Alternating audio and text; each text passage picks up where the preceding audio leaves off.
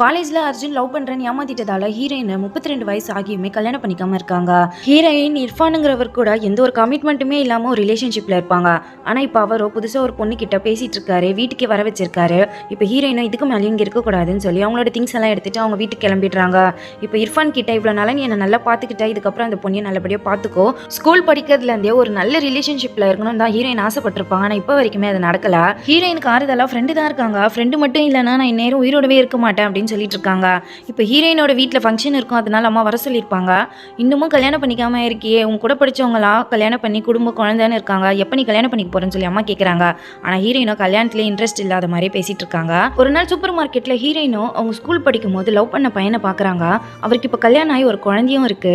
Heroine அவரை வீட்டுக்கு கூப்பிடுறாங்க. இப்போ அவரோ குழந்தையோட போகிறாரு. ஹீரோயினோ இவரே கல்யாணம் பண்ணிட்டு இருந்தா நம்ம வாழ்க்கையும் இப்போ குழந்தை குட்டின்னு சந்தோஷமா இருந்திருக்குமோலாம் யோசிக்கிறாங்க. அடுத்த நாள் அவங்க அம்மா கிட்ட இந்த மாதிரி லவ்வரை பார்த்த விஷயத்த சொல்றாங்க. நீ மட்டும் அன்னைக்கு எங்கள் லவ்வை பிரிக்காமல் இருந்திருந்தா நானும் இன்னைக்கு அந்த வாழ்க்கையை வாழ்ந்திருப்பேன், நான் இப்படி இருக்கிறதுக்கு காரணமே நீ தான் சொல்லி அம்மா கிட்ட கத்திடுறாங்க. ஹீரோயினோட அம்மா ஜன்னலை திறந்து விட்டுருப்பாங்க. இவங்க வளர்க்குற பூனை வெளியே ஓடி போயிட்டு இருக்கோம். அந்த பூனையால வெளியெல்லாம் போய் சர்வைவே பண்ண முடியாது, அவ ரொம்ப பாவம் சொல்லி இப்போ பூனையை நினைச்சு ரொம்ப ஃபீல் பண்ணி அழறாங்க. ஹீரோயினும் அம்மா ஸ்தானத்துல இருந்து இப்போ அந்த பூனையை பார்த்துக்கிட்டதால தான் பூனை காணாம போயிடுச்சு, அதால அவங்களால தாங்கிக்க முடியல. ஒருவேளை ஹீரோயினோட அம்மா சொன்னது எல்லாமே இவங்க மேல இருந்த பாசத்தினால தான் அப்படின்றத புரிஞ்சுக்கிறாங்க. இப்போ ஃப்ரெண்டுக்கு குழந்தை பிறக்குது, அதை பார்த்ததுமே இவங்களுக்கு அவங்க அம்மா ஞாபகம் வந்துருது. இப்போ அம்மாவை எனக்கு ரொம்ப பிடிக்கும்னு ஃப்ரெண்டு கிட்ட சொல்றாங்க. அப்படின்னா போய் அம்மா கிட்டே சொல்லுன்னு சொல்லி ஃப்ரெண்டு சொல்றாங்க. அம்மா வேலை செய்யற ஸ்கூலுக்கே வந்துடுறாங்க. அங்க அவங்களுக்கு ரிட்டையர்மெண்ட் ஃபங்க்ஷன் நடக்குது.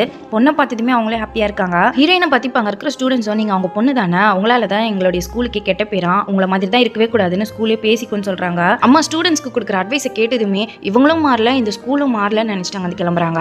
ஹீரோயினும் அவங்க அம்மா கிட்ட லவ் யூன்னு சொல்றாங்க. இதை கேட்டு அவங்களுக்குமே ரொம்ப சந்தோஷமா இருக்கு. காணாம போன பூனை திரும்ப கிடைச்சிருது. இப்போ ஹீரோயினுக்கு தேவை நிம்மதியான ஒரு வீடும் ஒரு வாழ்க்கையும். அதனால ஒரு புது வீடை பார்த்து அங்க போய் செட்டில் ஆயிடுறாங்க.